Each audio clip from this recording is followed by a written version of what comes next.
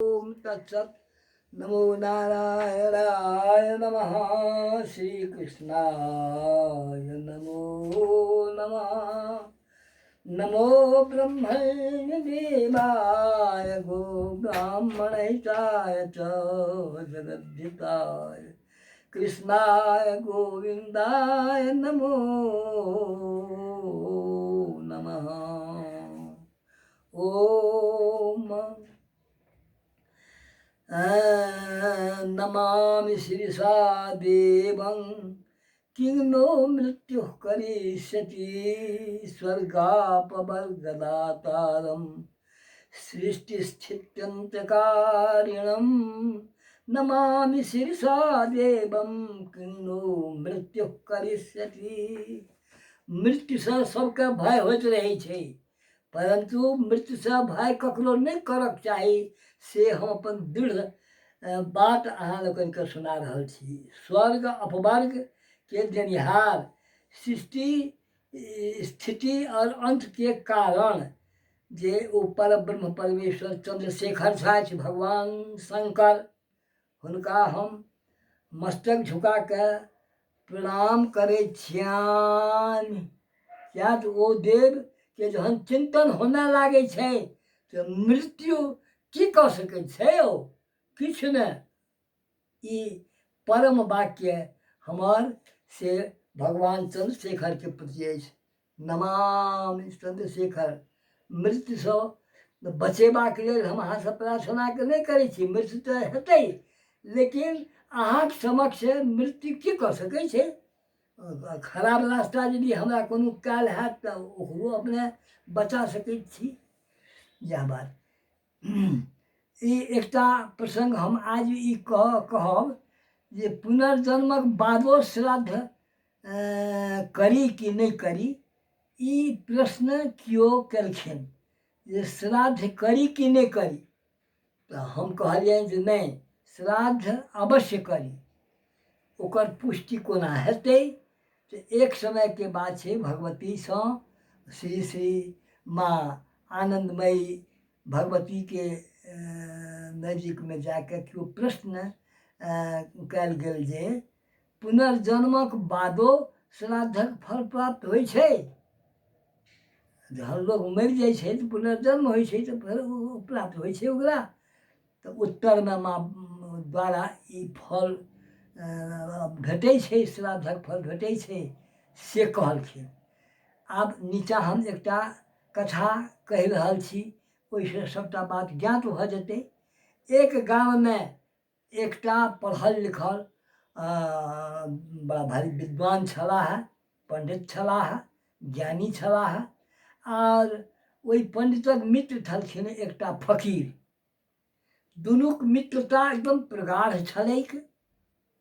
एक दिन संजोगवश पंडित जी के कटहरक सुगंध से लागलनि, यद्यपि आसपास कतौ कटहर नहीं छल आ ने समय कटहरक फड़ै के फुलायक समय छलै, परंच गंध साक्षात कटहरक के समय परहक गंध भेटल छलै।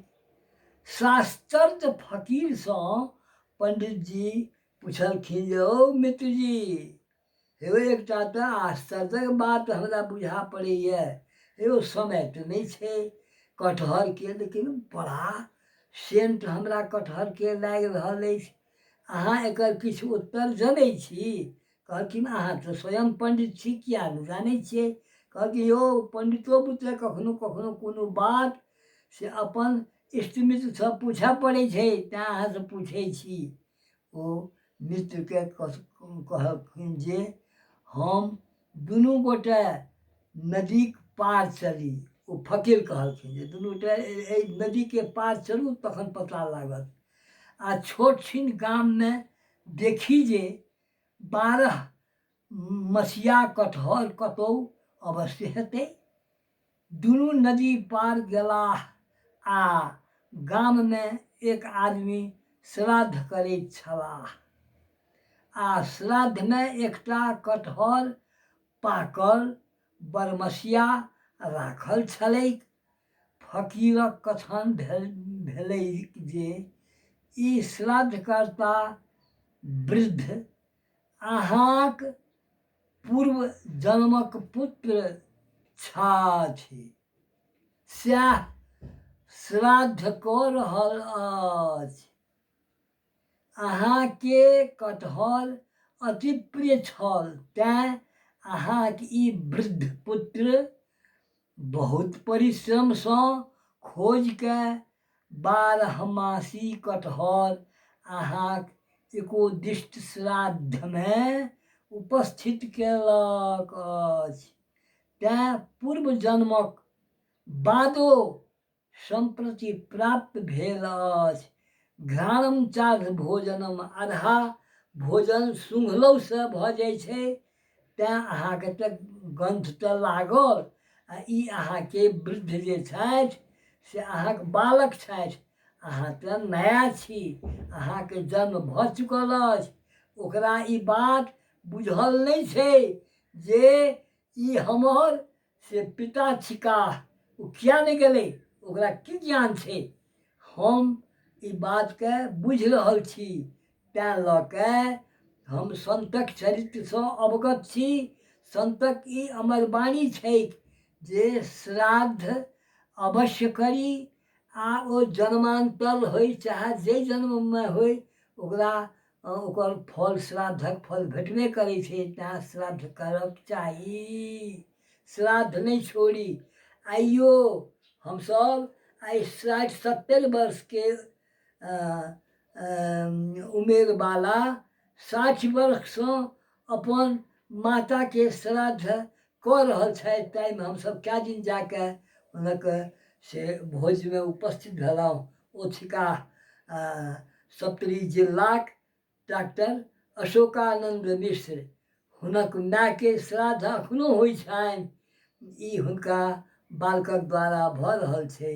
आब ओ जतऽ जन्मल होथि वा जाहि रूपमे होथि, ओ श्राद्धक फल हुनका भेटैत हेतनि। से बात से हमहूँसब से एहि कथानकसँ वा अन्यान्यो कथासँ बुझै छलिए। परन्तु हम तऽ अहाँके एहि दुआरे पुछलहुँ जे अहाँ मित्र छी, हमरासँ बेसी बुझैत हेबै, तऽ तेँ अहाँ हमरा उपस्थित कऽ देलहुँ, बातके नजदीक लऽ गेलहुँ। आ ई अहाँके इहो ज्ञान छल, अहाँ तऽ सन्त शिरोमणि छी, तेँ सन्तक ई अमर वाणी भेलै। अहाँ महान सन्त छी, से बात हमरा पहिनोसँ जानकारी छलै आ एखनहु जानै छी। तेँ अहाँके सङ्गे दोस्ती करऽके आवश्यकता भेल। ओम श्री कृष्णार्पणमस्तु।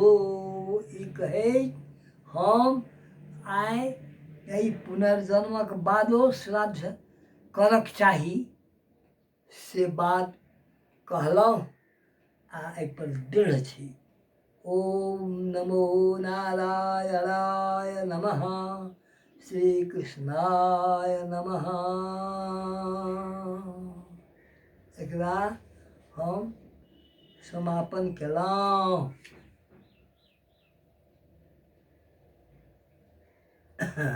सतीश बाबू तऽ गेलहुँ यौ।